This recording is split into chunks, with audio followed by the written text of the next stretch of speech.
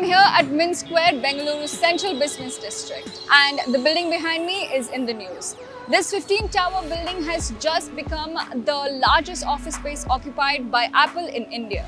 It opened on January 17th and will accommodate about 1,200 employees. That makes it the biggest office of India in terms of space occupied and the number of people working at a single location. It's got designated lab spaces, spots for wellness and cooperation, and of course, Apple's very own Cafe Max. Sorry, it's not open for the public.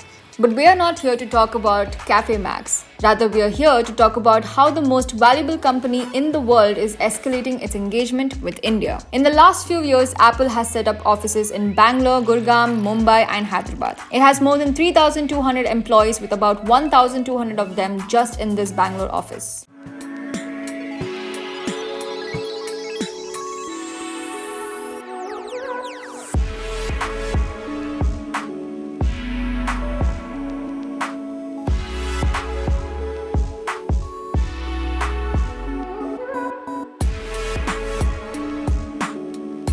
Till about 2017, Apple used to assemble only low-end iPhone in India through its franchises, reflecting the utter lack of interest of Apple in India. But with the COVID debacle forcing global corporations to adopt a China Plus One policy, and the Indian government launching a mouth-watering production-linked bonus to mobile manufacturers, Apple shifted focus to India in 2021 to 2022. In the very next year, export of Apple phones from India soared to $5 billion.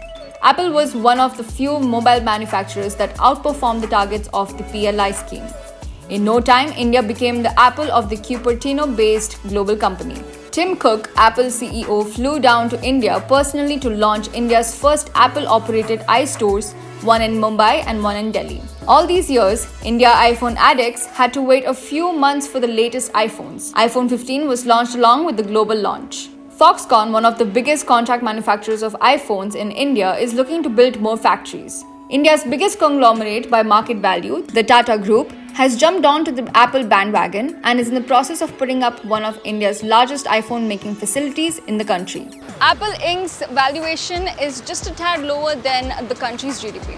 So it's a big deal when a company the size of India is actually looking to increase its spread and the depth of its footprint in the country. Until a few years ago, iPhones were imported in India. Now Apple exports billions of dollars worth of iPhones from India. $5 billion to be exact in 2022 to 23. And this figure is expected to grow sizably in 2023 to 24.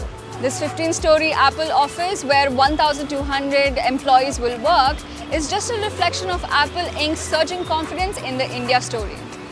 This is Mandira and you're watching India Today SoSouth.